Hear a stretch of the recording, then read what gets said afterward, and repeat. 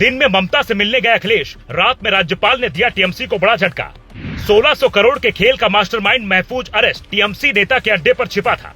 9 मई के बाद बंगाल में क्या क्या बदलेगा, शाह के सामने नई चुनौती, क्या है बड़ा अपडेट। सपा सुप्रीमो अखिलेश यादव उधर ममता बनर्जी के हार के दर्द पर मरहम लगाने पहुंचते हैं। शॉल उड़ाकर कहते हैं, दीदी आप लड़ी हैं, हारी नहीं है, बीजेपी ने चुनाव लूटा है। और इधर बंगाल में नया अपडेट सामने आता है। यह लेटर पश्चिम बंगाल के राज्यपाल आरएन रवि ने जारी किया है, जिसमें ममता बनर्जी की कुर्सी जाने की खबर लिखी है। जो ममता इस्तीफा न देने पर अड़ी थी, उन्हीं ममता बनर्जी की सरकार को राज्यपाल ने बर्खास्त कर दिया है, वहां की विधानसभा को भंग कर दिया है। जिसका मतलब है अब ना तो ममता बनर्जी मुख्यमंत्री रही, ना ही उनके पास कोई कैबिनेट मंत्री रहा और ना ही उनकी सरकार बची है। और ये सब हुआ ममता बनर्जी के अड़ियल रवैये के कारण, क्योंकि उन्होंने तमिलनाडु के सीएम स्टालिन की तरह इस्तीफा नहीं दिया, बल्कि घूम घूम कर ये कहने लगी कि बीजेपी ने चोरी से चुनाव जीता है। जबकि परंपरा और नियम ये है कि हार के बाद सीएम को इस्तीफा दे देना होता है, और अगर उन्हें चुनाव से दिक्कत है तो वो उचित फोरम पर अपनी बात रख सकती है। लेकिन ममता ने ऐसा नहीं किया, नतीजा सरकार चली गई। पर इसी बीच एक और खबर आई। वो खबर ये कि कानपुर से 1600 करोड़ के खेल का मास्टरमाइंड महफूज आलम गिरफ्तार किया गया है,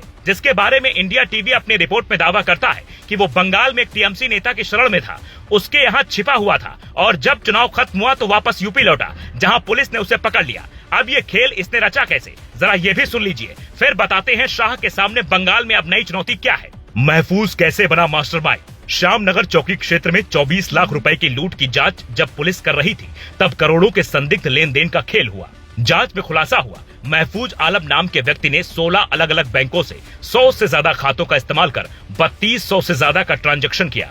पुलिस को 1600 करोड़ रुपए के फर्जीवाड़े के सीधे सीधे सबूत मिले। नतीजा, पुलिस इसे ढूंढने लगी और अब यह अरेस्ट हुआ। जांच में पता चला गरीबों के नाम पर यह खाता खुलवाता, भोले भाले मजदूरों, बेरोजगार युवकों और गरीबों के नाम पर फर्म और खाते खुलवाता था। इन खातों के जरिए हवाला कारोबार, जीएसटी फ्रॉड और शेल्टर हाउस से जुड़े आर्थिक अपराधों के लिंक भी सामने आए हैं। अब पुलिस की पूछताछ में कई बड़े खुलासे होने की उम्मीद है।